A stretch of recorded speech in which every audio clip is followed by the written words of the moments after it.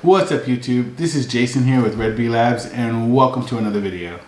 If you're new to the channel and enjoy unboxings, tech reviews, and anything in between, well, do me a favor and click that subscribe button and that notification bell so you don't miss out on any new content I release. Okay, today I'm going to give you my top 5 favorite features of the Samsung Galaxy Z Fold 2 5G. And that starts now.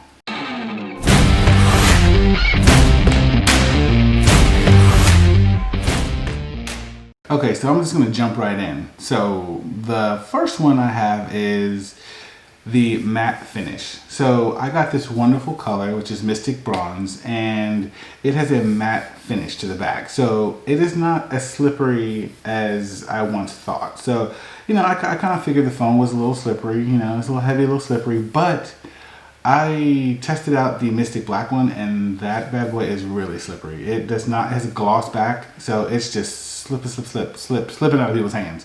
Mine doesn't. So, you know, I had in my initial 24-hour review, little micro review, I was saying that the phone was really slippery. It does, however, slide out of your pockets and things, but this one is a lot less. Okay, and another one is the speakers. The speakers on this thing scream. Like, I mean, when I'm in my office and I'm just working, doing whatever, you know, I want to listen to a little music. I don't feel like putting my Galaxy Buds Live in. I just set it down, put it in the flex mode, which I'll talk about later, and blast these speakers. And I mean, they get loud. I was really surprised how loud they get. I mean, it's kind of crazy. You know, I mean, I've got a couple Google speakers, and I've also got the HomePod, and I'm not saying it gets as loud as those, but it's really comparable, especially like when you're just in like a smaller area. I mean, they really bounce, the sound bounces everywhere, and you have a lot of stereo speakers going. So definitely a plus. Another feature is that hinge. That hinge is ridiculous, and the hinge is strong.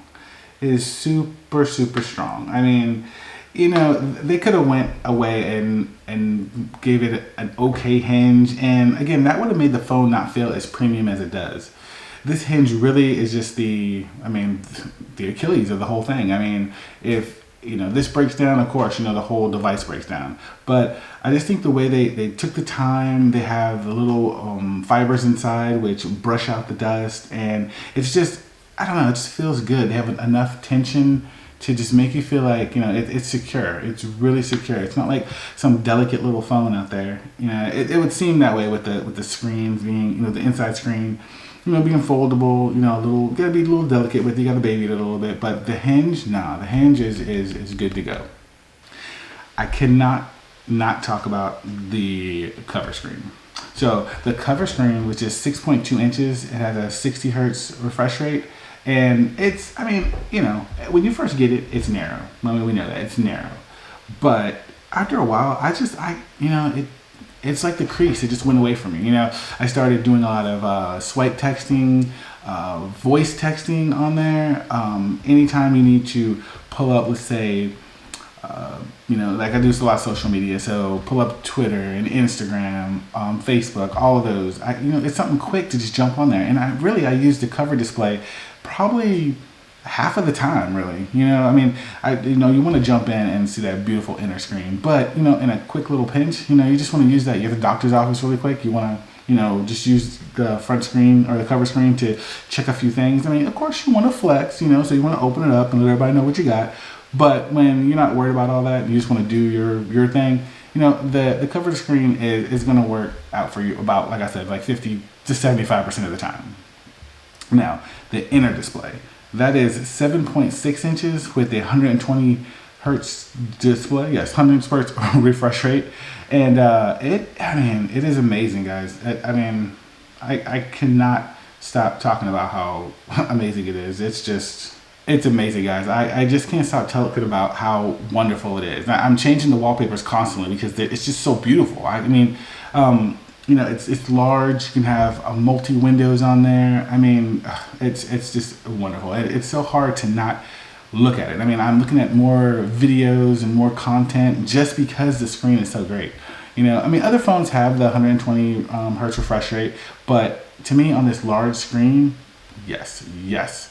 And also, I haven't picked up my iPad in a good little while. I mean, this is a phone and a tablet, so I don't really need to pick it up. So, I mean, we'll see what happens to the iPad. The last one would be the cameras, okay, and the one in the front too, but the cameras, okay. So in the front you have the selfie camera, and technically on the back it turns into selfie cameras too. So what you can do is open it up, and there is a button on here which you click, so you can actually use the front cameras to take selfies, which is pretty awesome. These are probably the best quality selfies that you're gonna get on any phone, period. Now, before I was saying it looked kind of weird to hold it up and like you had like a little iPad mini and you were taking a picture, but you know what? Screw all that. Sure, those pictures come out crisp and clean and almost perfect. Now, on the back, you do have your 3 cameras. You've got your 12 megapixel wide, your 12 megapixel telephoto, and your 12 megapixel ultra wide. So these cameras are amazing. This whole camera system is pretty awesome. Now, they say it's not as good as the Note 10 Ultra, but I mean, because we don't have the laser focus and things like that, but nah, this thing is cool. It's got like a nice little focus feature on there. So I mean, and then sliding into like flex mode when you're taking the pictures and doing stuff is, I mean, it's pretty on point. So, oh man, I mean, I could go on for days and days and keep talking about how wonderful this phone is, but I made sure just to knock it down to just 5, guys. And again, my full review is going to come, and believe me, it's going to have millions of things that I just love about this phone, and a couple of don't, but I just wanted to jump in and show you guys top 5 and, you know, see what you guys thought about, you know, your top 5. Question of the day: what are some of your favorite features of the Galaxy Fold 2? Leave me your answers in the comments below. That's it for me, guys. If you found value in this video, if you could smash the like button, also click the subscribe button and the notification bell so you don't miss out on any new content I release. As always, this is Jason, and I'll catch you in the next one.